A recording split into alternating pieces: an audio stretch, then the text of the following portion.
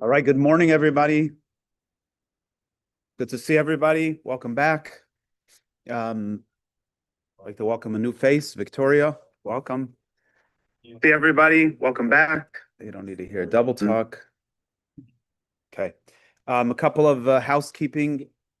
Next week, we begin our new JLI course, Tuesdays at 11 a.m.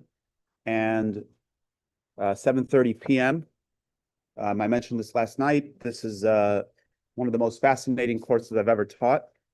We're going to explore 1,000 years of history through the lenses of rabbinic responsa.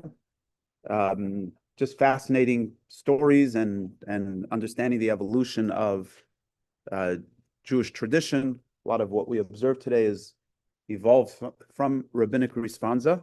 So please join us for that. For women only, tomorrow evening, the new moon gathering. This month is a sound bath. And that's it for now. Okay. So we're doing something a little different. We're actually going to be studying a tract on prayer. It's a different type of discourse, but hopefully it'll flow in a similar way. Every lesson will have stuff that you can extrapolate and incorporate into your life. But it is a focus on prayer. I'm gonna read the introduction before we get to chapter 1, so that we have context for this discourse, and then we'll jump in. So this was written by the 5th Lubavitcher Rebbe, Rabbi Shalom Dov Ber of Lubavitch. So this is an introduction by the previous Rebbe, Rabbi Yosef Yitzchak Schneerson, who actually on the 28th, on the 28th, we have a speaker here in honor of the anniversary of the passing of the previous Rebbe and the day that the Rebbe became Rebbe. We have a speaker, Rabbi Eliezri, who also has a new book called Undaunted, where he talks about the fascinating life of the previous Rebbe and tremendous self-sacrifice. So the previous Rebbe writes as follows: By my holy and revered father and teacher, leader of Israel, pride of Jacob, tree of life, Rabbi Shalom Dov Ber of Lubavitch, may the memory of the righteous be a blessing. His soul rests in the hidden heights. May his merit protect us and all of Israel.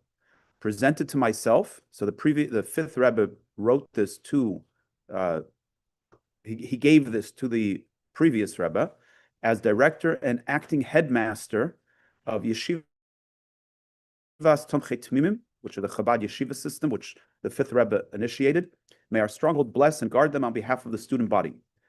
In the presence of the distinguished rabbis and spiritual mentors, the Chassid and Oved, the one who, and Oved is one who not just serves God, but serves God specifically through prayer. Rabbi Chanoch Hendel of blessed memory was appointed over the study body in Lubavitch, and his adjunct, the Chassid and Maskil. He was a Maskil is one who's more focused on the intellectual teachings of Hasidic philosophy. Rabbi Shmuel Gronim of blessed memory, who was appointed over the student body in Zhembin, in the district of Minsk. In the beginning of Tevis, in the year 5666 from creation, which is about the early 1900s, I transcribed it from his holy handwritten manuscript, arranged it into chapters, and added summaries on the evening of his first yahrzeit, the 2nd of Nisan, 5681, 1921, in Rostov-on-Don.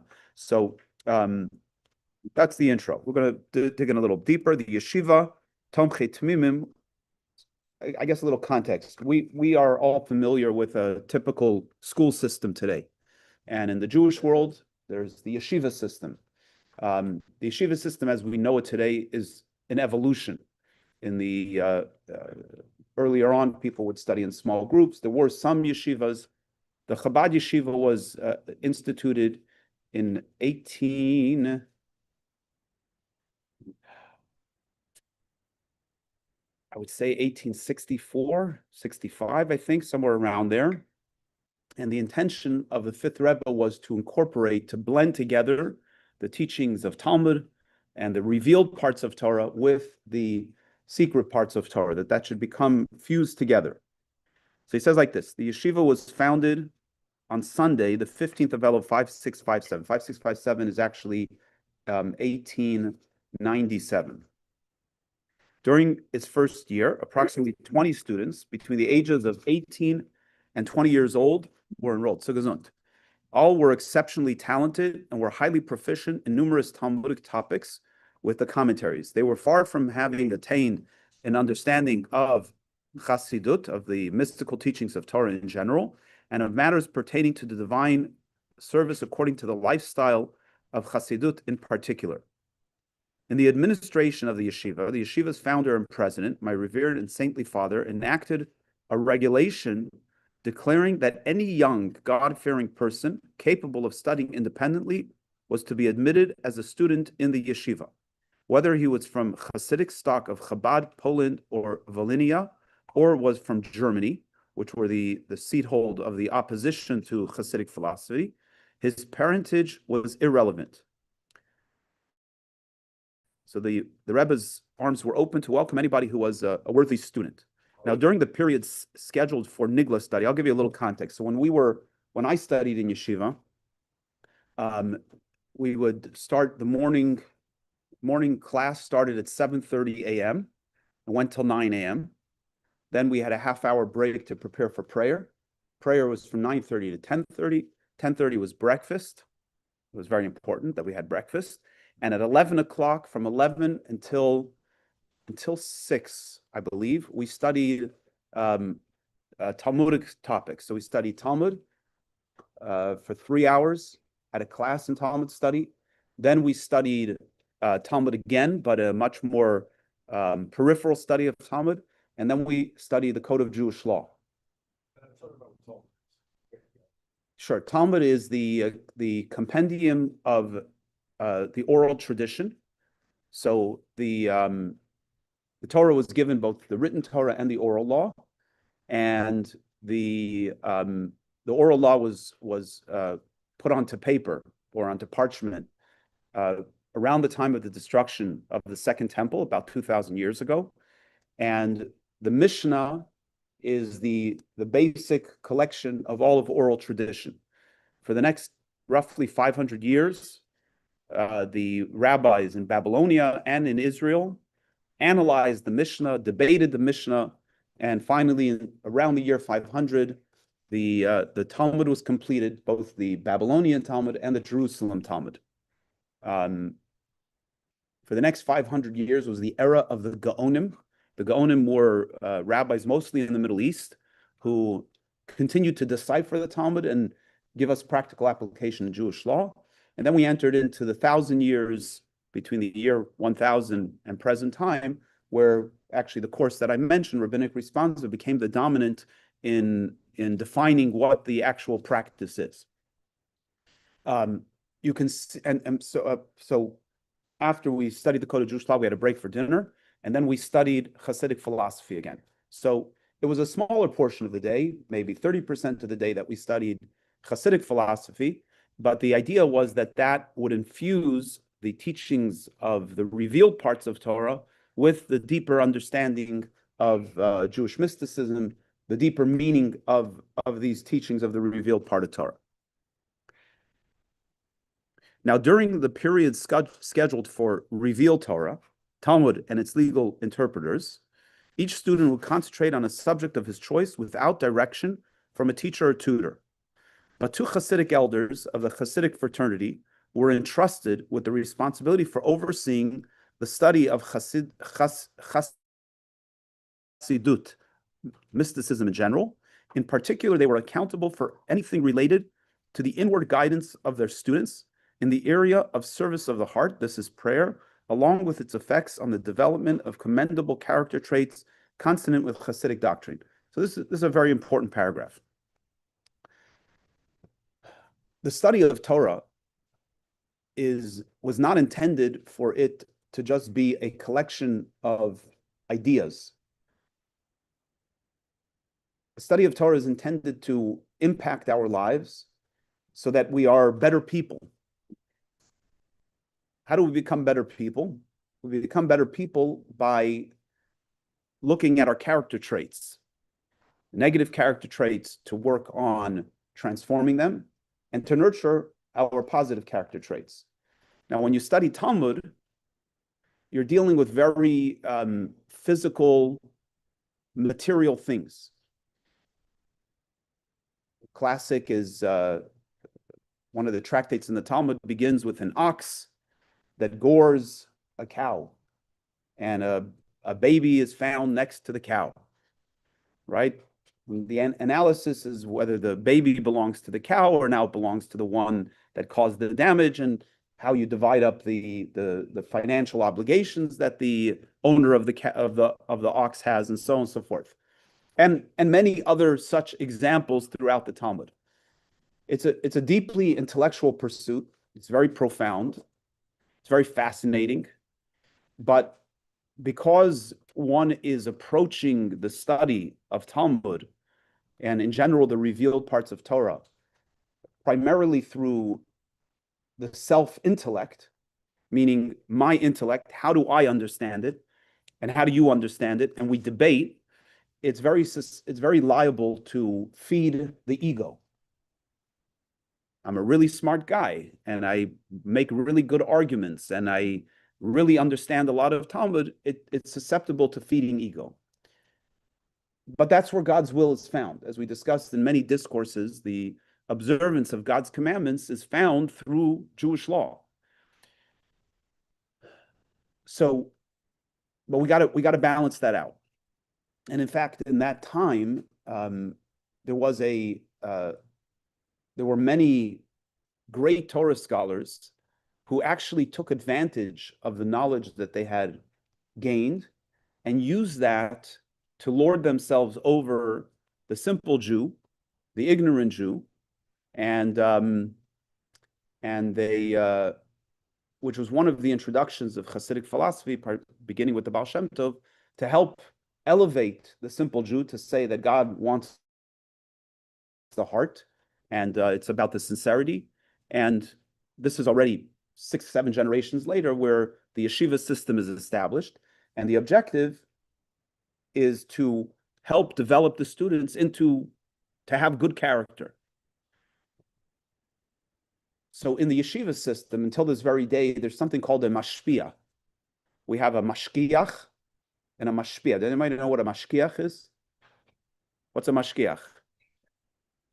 So the word, that's correct. So today we use the term mashkiach generally for someone who supervises a kitchen, a plant that manufactures food, to make sure that the food is kosher. But the word mashkiach means to observe. And in the yeshiva system, the mashkiach's job is to make sure the students are behaving, that they show up on time, they go to sleep on time, and so on and so forth. That while they're sitting in the yeshiva hall, that they're actually studying and they're not just chatting and so on. But then you have a mashpia. The word mashpia means to give flow. I know flow is a popular thing today. To give flow, but it means to transmit from themselves to the student the guidance that the student needs to work on their character. So you might loosely call that a mentor. And the job of the mentor is to help develop the student, not so much in their study, but to develop the student in their character. So these two teachers that were referenced here, that was their job. Primary responsibility was delegated to the Chassid and Oved Reb Chanoch Handel of blessed memory, who arrived in the city of Lubavitch in the year 5603, and who had attended Chassidim of great stature. He was entrusted with supervising the study of Chassidut and with guiding the Tomchei Tmimim students in Lubavitch. His adjunct, the Chassid and Moscow Reb Shmuel Gronim of blessed memory, former student of the famous Reb Avram of blessed memory from Zhemben, was entrusted with supervising the study of Chassidut and with guiding the Tomchei Tmimim students in the city of Zhemben in the district of Minsk. During the years 5658, 5659, which would correspond to 1850, 1898, and 1899, thank God, a significant number of students were accepted at the yeshiva, and may they increase In the course of these 2 years, the result of the guidance supplied by the aforementioned venerable Hasidim, the spiritual mentors and counselors, became evident. For with the kindness of God, the students had acquired an understanding of Hasidut and the modes of service based on its teachings. The godly menorah, which is a metaphor for the students in the institution, may our stronghold bless and guard them, had begun to illuminate its surrounding as well. What I find this fascinating, and perhaps you will as well. The world of Chabad today is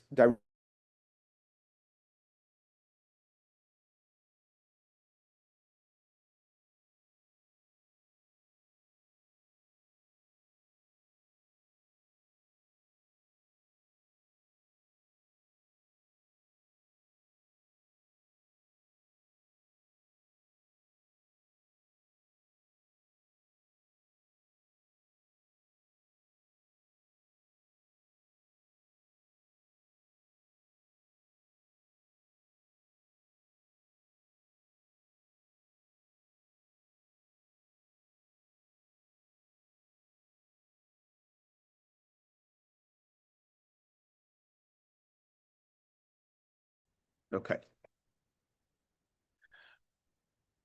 So what does this mean, Medarv Zayin Andersh?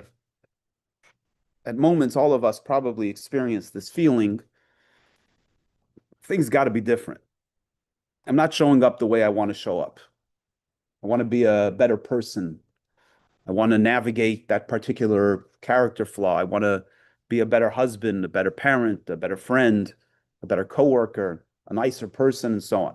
So that feeling that we have to want to be different, how do we actually create that change? So that's what this is all about. These events transpired in quick succession, which in unison exerted remarkable influence over Anash, over the Hasidic community collectively, drawing them closer to the service of heart, that is prayer, accompanied by meditation and deliberation. What are the 3 events? Number 1, the establishment of the yeshiva, the studies of the students, the guidance they received in their conduct.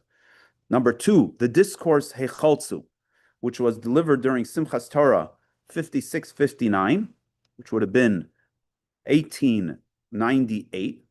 The discourse focuses on the task of a person in distancing himself from wicked traits and implanting in oneself positive ones. This could be achieved by means of systematic service, devoid of self-delusion, through the study of Chassidut in general and the involvement of prayer in particular. That's the second event. And the third is the inspired talk that my saintly father delivered on Simchas Torah the following year. In his address, he explained how the soul descends for the purpose of engaging in the divine service, of purifying and refining one's natural emotive traits. For each person to accomplish all this, he explained, is possible only through the service of prayer. Many of Anash and the students were then motivated to apply themselves to service through prolonged prayer, and the number of determined inquirers into these matters grew. This explains the author's holy words at the beginning of this discourse.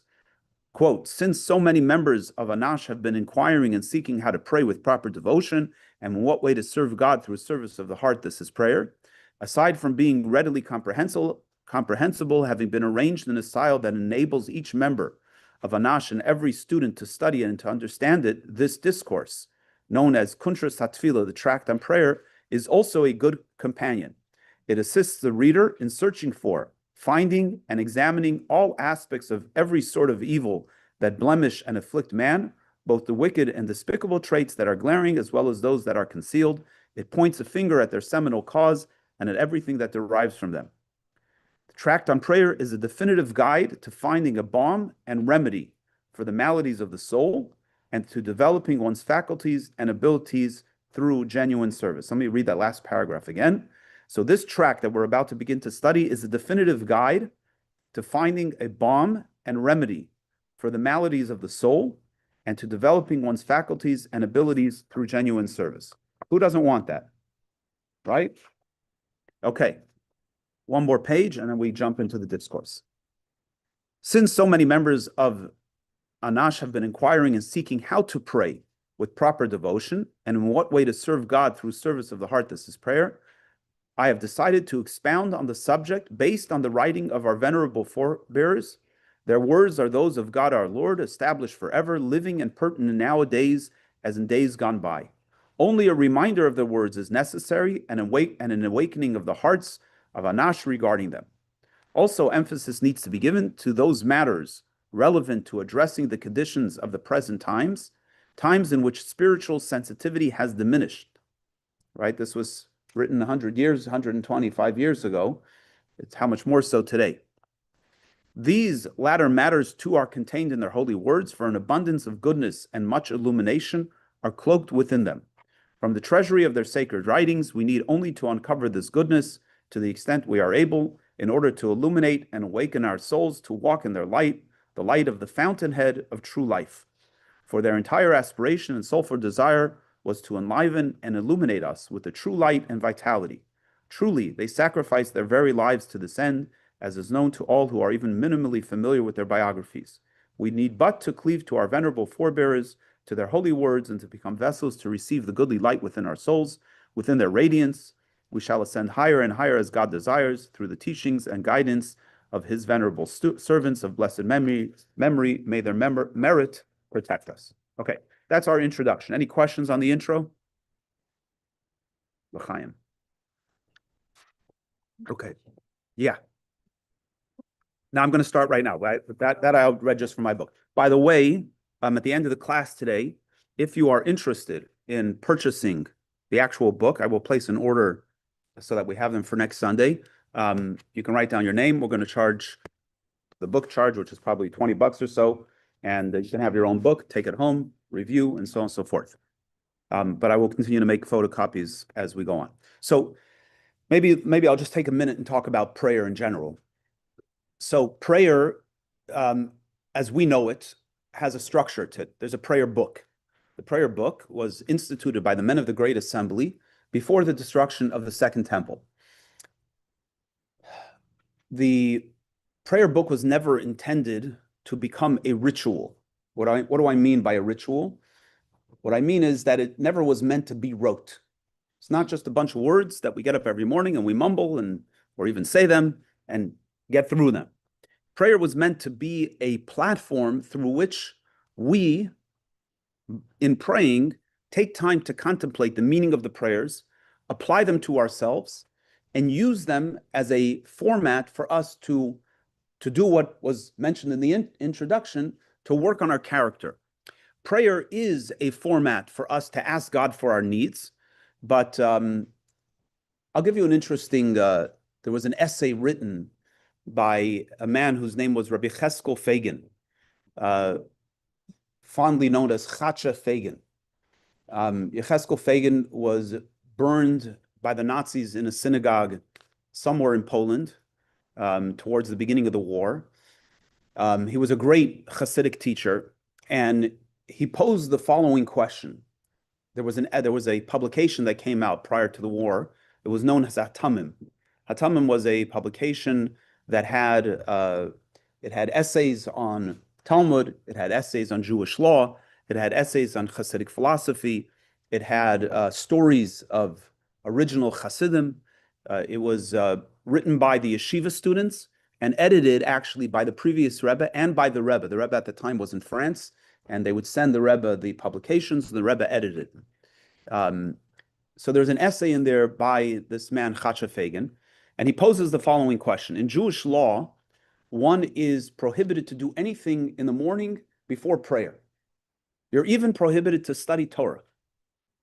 And yet, in the yeshiva system, in the Chabad yeshiva system, the first thing we do in the morning is we study Torah, specifically Hasidic philosophy. And the question is, isn't that a violation of the law that says, the halacha that says that you can't do anything before prayer? So in order to answer this, he says, what's prayer? Is prayer merely asking for our needs? There's a story, another great chassid who was a little bit of a comedian. He was a holy comedian. His name was Reb Shmuel Munkes. Reb Shmuel Munkes, he would, many stories about his comedy, but an example of a comedic act that he would do is one day they were coming into, he was a student of he was a follower of the first of the Chabad Rebbes, the Alter Rebbe. And one day they came into the yeshiva, into the Rebbe's synagogue, and he was hanging by the entrance of the door. I don't know exactly how he hung himself, but he was hanging at the entrance of the door. And the Hasidim said, like, what's this all about? Why are you hanging here? So he said, if you go to a shoemaker, right, the shoemaker hangs their shoes outside to demonstrate that they're a shoe shop. You go outside the butcher, there's a piece of meat hanging. If you want to know what a Rebbe is, you got to look, there's a chassid hanging. So this was Shmuel Munkes. So why was I going to tell you about Shmuel Munkes? Not what is prayer? Read Torah, pray. Yeah, I don't know why I was going to tell you about Shmuel Munkes. It'll come back to me. Anyway, so Chacha Fagan. So the story with Shmuel Munkes. Thank you. Shmuel Munkes was once in a village. So there's a Jewish practice that the Saturday night before Rosh Hashanah, we get up at midnight and we recite prayers of supplication, prayers of asking God for forgiveness. In the Sephardic community, they do it the entire month before Rosh Hashanah. In the Ashkenazi community, we begin on the Saturday night before Rosh Hashanah, and then subsequently early mornings, Monday, Tuesday, until whenever Rosh Hashanah is, we get up early, and before the morning prayer, we say these prayers of asking God for forgiveness to kind of get us into the mindset of Rosh Hashanah. So Shmuel Munkes was in this village, and he stayed at the home of a couple that were farmers. They had a farm, they had a cow. So in the middle of the night, they come knocking at his door. They didn't know who he was, that he was this great chassid. They come knocking at his door and they say, "Sir, you got to get up. We're going to the synagogue to pray now." So he says, "It's in the middle of the night. Leave me alone. Let me sleep." So they're knocking. "Come on, you got to get up." He says, "Why are you going now, middle of the night, to go pray?" They said, "We're going to pray because Rosh Hashanah is coming." So he says, "So we can pray in the morning.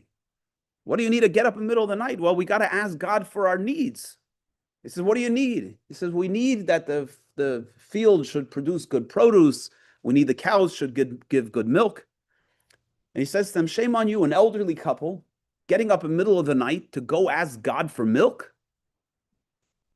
So he was conveying a message. Prayer is not about, the prayers before Rosh Hashanah is not about asking God for milk.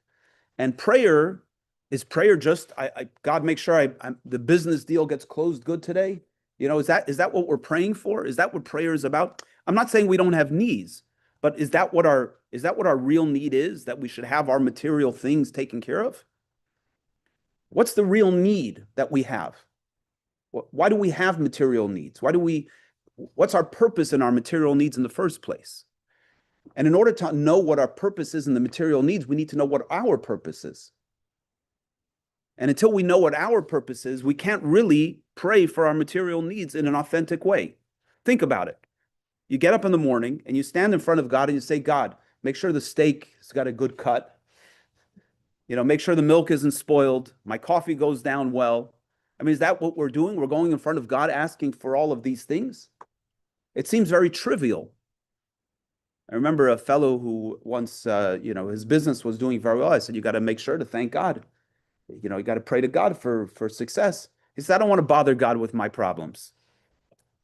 So I said, "God, that's what God is for." But really the question is, what do we need success for? What is this all about? I mean, if we're going to talk about character, you think about a given day. We run around, we're busy with things, we're busy with our children, we're busy with our business, with our work. We're taking care of irritating problems that come up, a pipe bust, right? Our car needs an oil change. This is life. What's that all about? We're busy with all of these material things. What's it really all about? Yes. I'm sorry.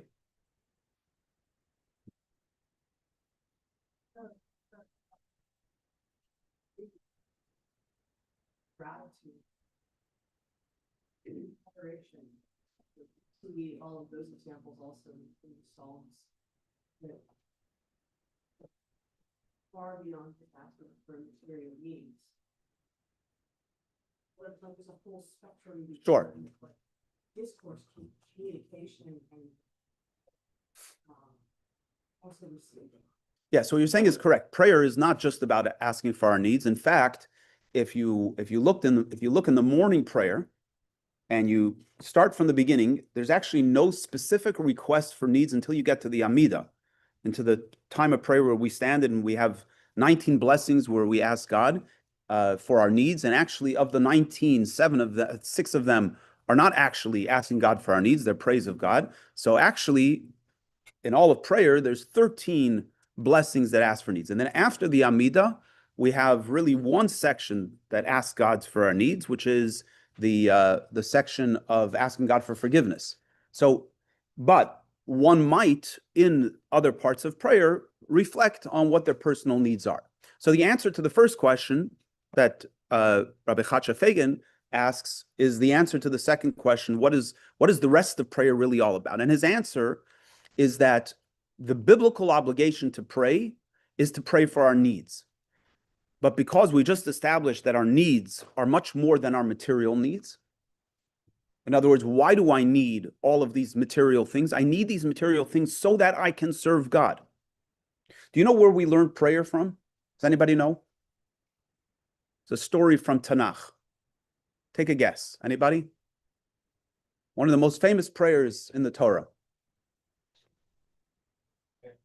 Samuel's mother, very good. Hannah. Were you going to say that? So the story of Hannah, Samuel's mother Hannah. So we read this in the Tanakh, where Hannah and Penina were married to a man named Elkanah, and Penina had many children. Hannah did not. She was not blessed with children, and Penina would provoke her. Commentaries tell us he provoked her in order to get her to show up at the tabernacle, at the Mishkan, to pray. And she resisted, and finally she went to the Mishkan. And the Torah tells us the story of how she came into the Mishkan and she was praying in a manner that caused the high priest, Eli, to think that she was drunk. Interesting. You would think that a drunk would be making a lot of noise. Actually, her prayer was very quiet. And he found that strange. And he said to her, drunks are not allowed here. And she said, I'm not drunk, but I'm a mother in pain. And she said that she was praying to God that she should be blessed with a child. And in her prayer, she promised God that if she was blessed with a child, that she would dedicate him to the service of God. And indeed, when he was weaned at 24 months, she brought her child, Samuel, to the Mishkan, to the tabernacle, and he became one of the greatest prophets. The Midrash tells us what her prayer was. She said to God the following. She said, God, I'm not leaving here until you grant my request. That's a big gauntlet to throw down with God. But our sages say that her prayer worked. Now, don't try this at home, because you're not Hannah. Why did her prayer work? Basically, what she said to God was, you put me on this earth to serve you. And unless I have the things that I need to serve you, I can't fulfill my purpose. Now, if you can say that authentic, go for it. But if you can't say that authentically, I wouldn't start up with God. In other words, what she was saying is, what do I need these things for? Not for me. I have no need for them. You have a need for them, God. You put me on this earth. So because you have a need for them, therefore you need to provide them for me. Otherwise, I can't fulfill my purpose. There's a Hasidic saying that God makes something from nothing so that we can take something and turn it into nothing or nothingness. In other words, what is our whole purpose of being on this physical earth? So that God gives us material and we use the material in the service of God. We turn it into the spiritual. We uncover the godliness that's within it. So Chacha Fagan says that since the obligation to pray, the biblical obligation to pray is to pray for our needs, and because our needs are surely much more than just the materialism of the material. So we have to study the Hasidic philosophy first so that we can have a relationship with God, so we can build this connection to God, to understand what our purpose is here in the first place, so that our relationship with the material world around us is real. Which also brings us to what the rest of prayer is. It's an opportunity for us to deeply connect with God, so that during the rest of the day, we can actually find God in everything that we're doing. And the discourse is going to develop that. Now, the punchline of all this, which really builds on some of the discourses we recently studied, is that the journey to serving God is not just to take a physical item and make a blessing on it. It's to, what's the difficulty in our engagement in the physical, whether it's relationship with our spouses or our children or the workplace or money or health or so on? What's the real challenge that we have with it? The challenge is us. I don't mean to beat up on us, but the challenge is us. We have limitations. We have blockages. We have stuff that prevents us from showing up in life fully as God wants us to. So the more we work on ourselves, the more we work on our character, recognizing our character shortcomings, recognizing our strengths, the more we're able to show up in life fully. And I suspect that that's the pursuit that all of us really have. We want to be able to show up in life fully.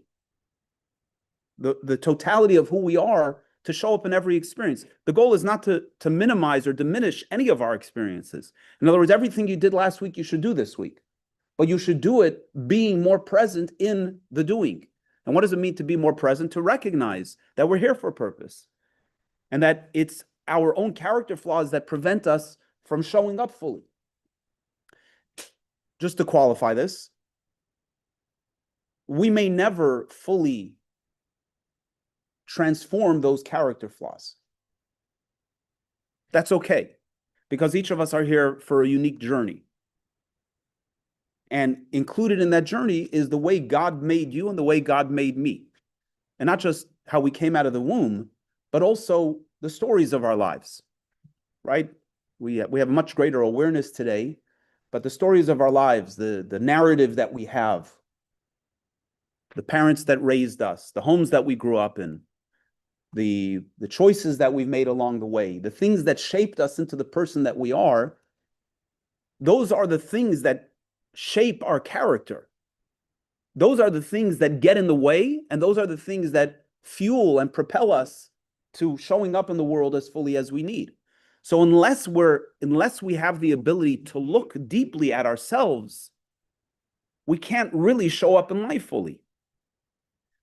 So prayer is the laboratory. Prayer is the format in which we are afforded the opportunity to navigate deeply into ourselves, to understand ourselves vis-a-vis the purpose that God put us here. Now, one more qualifier before we jump in. Our sages say that love covers over the self. What does that mean? That when you love someone, you're going to make excuses for them, right? The teacher calls and says, your kid did this and that in school, and your first response is, yeah, they were really tired. They had a rough night last night. You know, they're working through something. They've got impulse control issues. You know, they're maybe a little autistic or ADD or ADHD. We right away come up with excuses. You know who else we make excuses for? Who do we make excuses for? Ourselves, right? In that mimer, in the discourse that he references of Heichotzu, the second intro there, he says something interesting, that if somebody says to you, you know, by the way, you got this and this flaw, you're going to tell them you have no clue. You're going to jump down the throat of the other person. But when you're alone and you look in the mirror, you know exactly that they're on the money. But to the other person, you don't want them to think for a second that they know you that well. But to ourselves, we know our shortcomings. Well, I would say we know some of our shortcomings because the love for ourself conceals on our own shortcomings, which is why in the journey of life, hopefully we learn this sooner than later. Every now and then we get like a certain awareness. Something happens in our lives and we say, oh, yeah, I got to work on that, right? And you enter into a new state of consciousness. And then you think because I figured this out, now I've got it. Now I really know myself. And then a couple of years go by and you get a new awareness and you say, oh, wow, I thought I knew myself. Now I know myself. And then after you do that a couple of times, you say, I know nothing. I know a little bit about myself, but there's a lot more to know. How do we get to know ourselves more? The more time we spend with ourselves. And I don't mean that in a selfish way or hanging out at the spa, but the more time we spend reflecting, and particularly when we have good tools to reflect, we're able to get to know ourselves better. And again, the laboratory where this work takes place is in prayer. Now, we mentioned that prayer has a structure. It's the prayer book. But the prayer book is just a container for us to be able to do this work. Prayer is the container for us to do this work. And I'm saying that because while it's really important and helpful to use the structure of prayer, you don't have to be limited to it.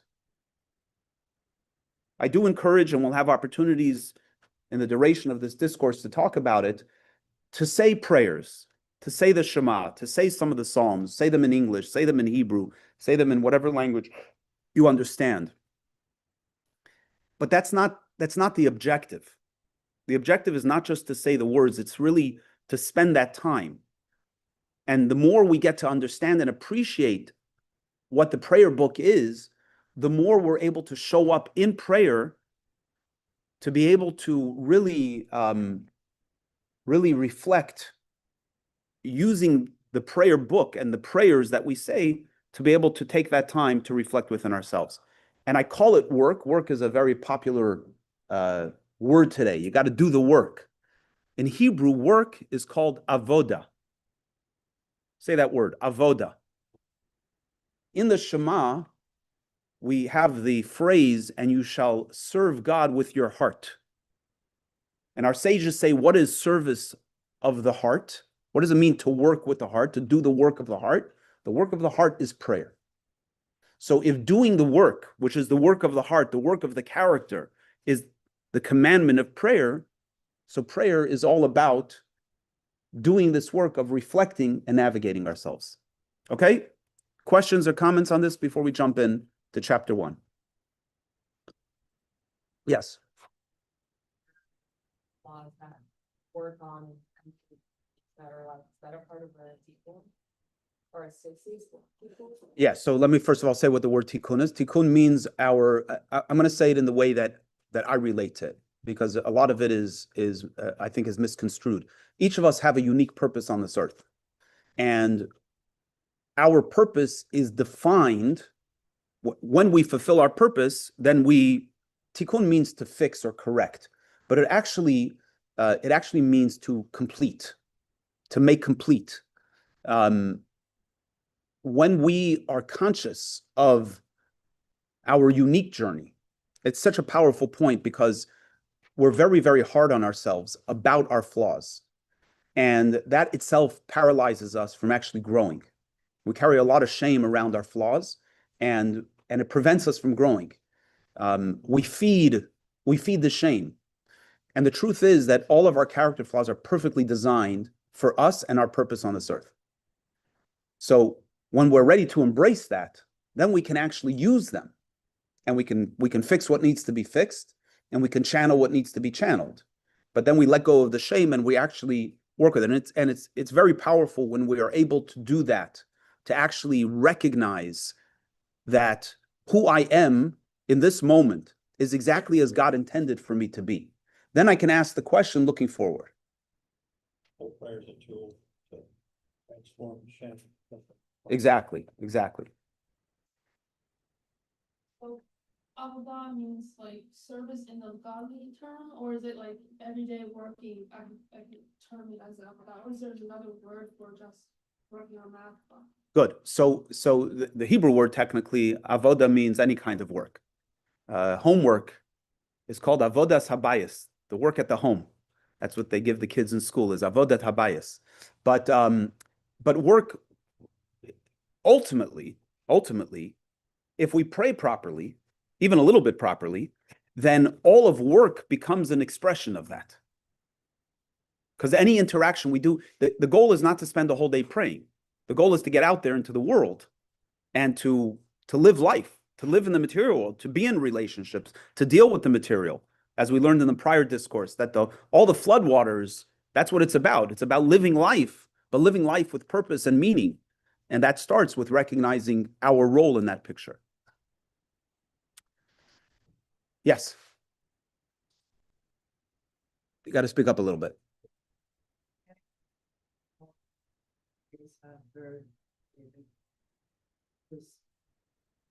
We needed a lot of modeling prayer and meditative songs. Do you think there's an awareness of this process of working with self and the soul? See that a lot in the songs. Sure. King David epitomized that. Everywhere. All of Psalms is King David's personal journey and his relationship with God, and recognizing how he's showing up and where he's falling short. Static declarations, the process. Yeah. I'll give you one passage. Growing up in this world, as we study various different discourses, passages predominantly from prayer show up in the discourse as a reflection of the particular teaching. So one teaching that I particularly love, and when I pray, when I take the time to pray with intent, because it doesn't always happen, this particular passage really means a lot to me. So it's Psalm 146, I believe. It says, King David says, Teitzei ruchai, it says, Al tiftechu v'nedivim, don't put your trust in noblemen, b'ven adam she'ein le'seshua, in the Son of Man that has no salvation. Why shouldn't you? He says, Teitzei rucha yashiv l'admasai, when his spirit leaves, he returns to the earth. B'yoymahu avdu eshtaneisav, on that day, all of his machinations are gone. So, in a very simple way, what King David's saying is, don't put trust in humans. Humans, they die. And when they die, all the great plans are gone. But there's a deeper meaning. What is man? What is a human being? A human being is ruchai, it's his spirit. We're made up of body and soul. Everything is made up of body and soul. So when you sit down to eat a piece of steak, what is the steak? It's not the material. It's the divine energy that energizes the parts that make the steak a steak and gives it its flavor. So don't put your trust in the steak. Don't sit down to eat a steak because it's delicious and what's the spirit in the steak? Eat the steak, but what's the spirit in the steak? What's it really all about? It's a divine energy that we then consume and are energized by it. And everything in life, not just humans, are energized by this higher divine energy, but everything is energized through that. So why spend your time preoccupied with things that are superficial and finite and have shelf life when you can spend the same time being invested in things that are greater? And this is life, right? What happens in a relationship where your negative character flaw shows up and you act from that unhealthy place?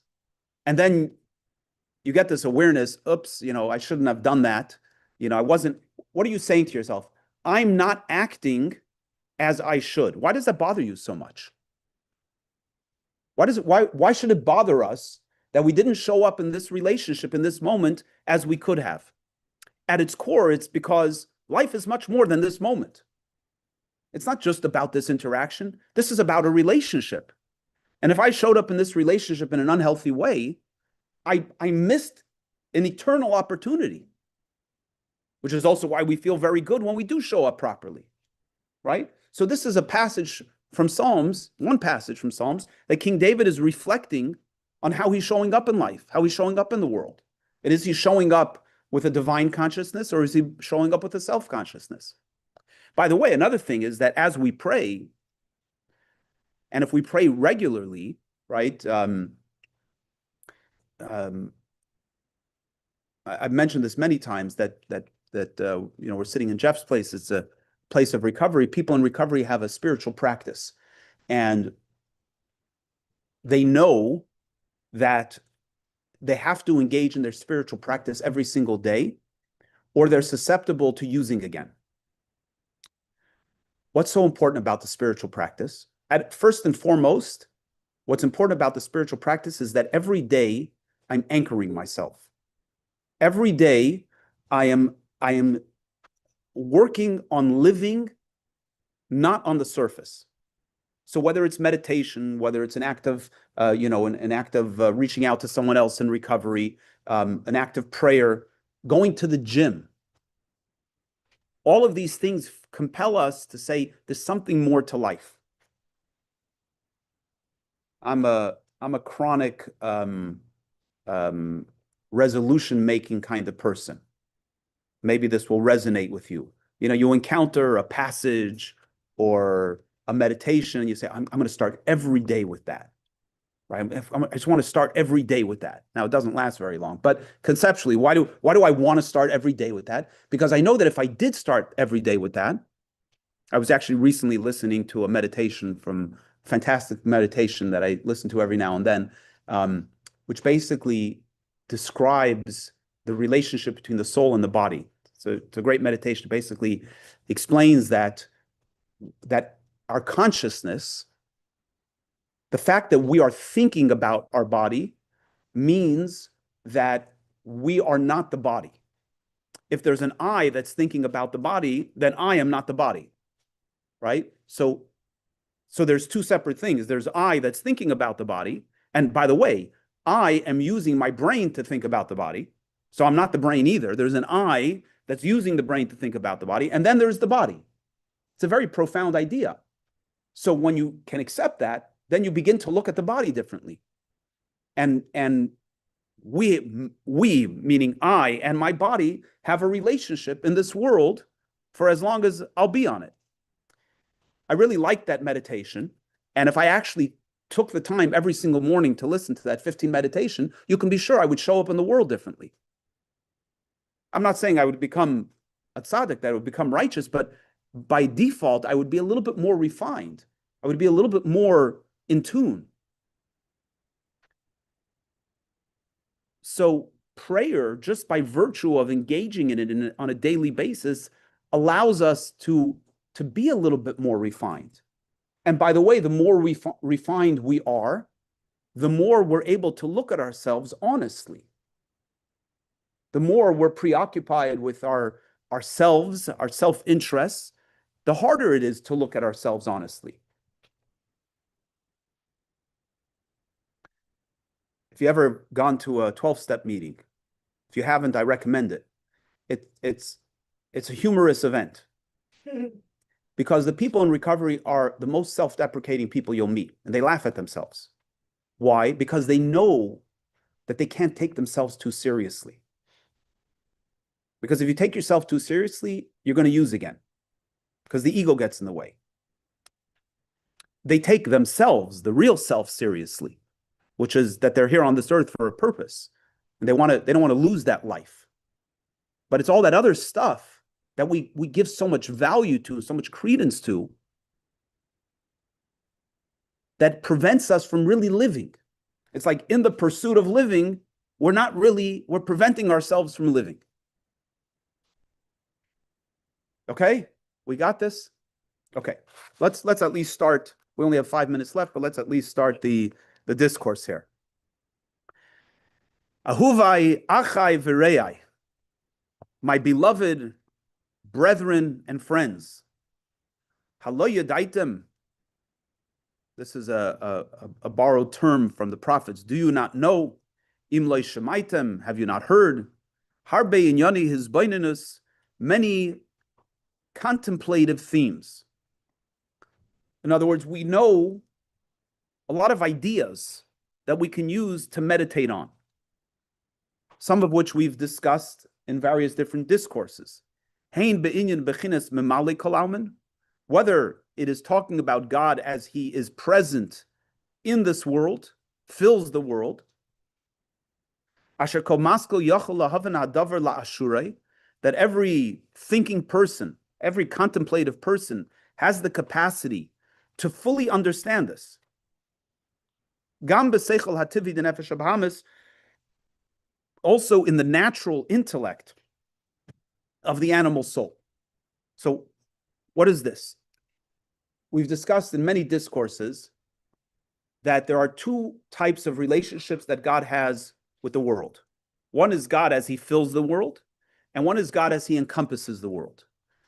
God as he fills the world is God how every creation within the world is attended to according to its particular need.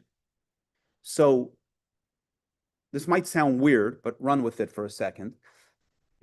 You imagine that you are energized by God. Now imagine God took the energy that he energizes me, and instead of energizing me with that energy, he energized you. You can imagine you'll feel very uncomfortable. Now you're saying that, you're thinking that as on a human level. I get this bearded rabbi's energy that's feeding into my body. That's weird.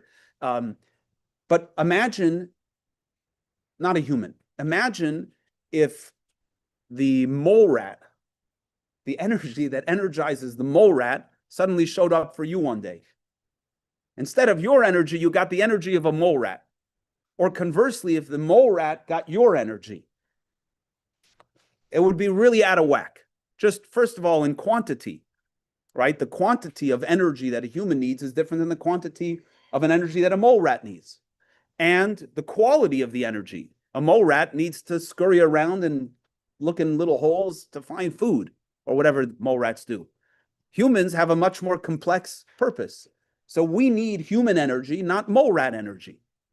And the same thing is true about vegetation and the angels and the spiritual worlds. Every part of creation is given a very particular energy in order to energize it so that it can fulfill its purpose on this earth. That's God as he fills the world. But then there's a dimension of God as he encompasses the world. God as he encompasses the world takes all of creation into one account. I create, period. That's a transcendent relationship that God has with all of creation. And because it's transcendent, by definition, we can't comprehend it. We can't relate to it. We can have faith in it. We can believe in it, but we can't relate to it. But the dimension of God that fills the world, not only the part that fills us, but that fills the stuff within our consciousness, and even within the spiritual realms, we can understand, we can relate to, and we can have a relationship with it. Do you accept that? Does anybody not accept that? Okay. And we've studied many discourses on this theme. The animal soul, who's thinking? When you're thinking, when you're contemplating, who's contemplating? Is it your godly soul or is it your animal soul? What do you mean by depends? Okay, let's run with that. If you're contemplating a godly idea, so I'm going to beg to defer, and I'm going to tell you why. Where are you contemplating that idea? Where? Geographically. Geographically in your body, your brain.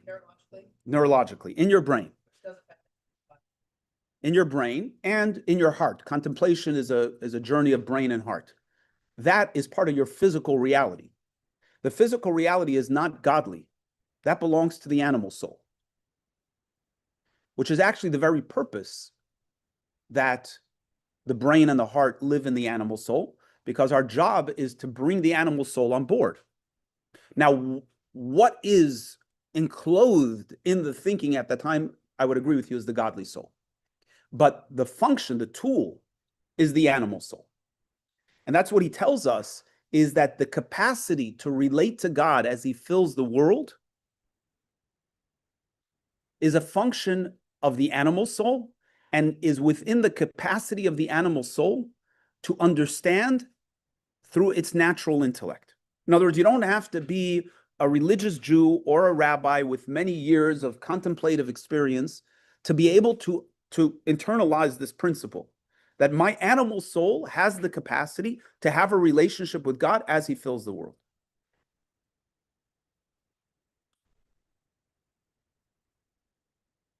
And we're going to stop there. We'll pick it up next week. I'll send these down here. If you want a copy of the book, please write your name down and I will order them this week. I also want to share a piece of sad news, which I still don't have a lot of information. There's a fellow that's been coming to class, Darshan. Anybody know who I'm talking about, Darshan? Darshan was hit by a car and killed. His mother came by here. I was out of town. I spoke to her for a minute on the phone and she gave me her phone number. I've been trying to be in touch with her. But that's the story. So today's class is in his memory. It happened, I think, over the last week of the year. Yeah. Was it the young black man? Yeah. Yeah. The book is called The Tract on Prayer. Yeah. If I learn anything additional, I'll share it. Oh. To his mother. I don't know that. Yeah. She said that this was a really important part of his life, so it is, very meaningful. Okay, you all have a great week. You can begin to work on this contemplation. You don't have to learn the whole discourse.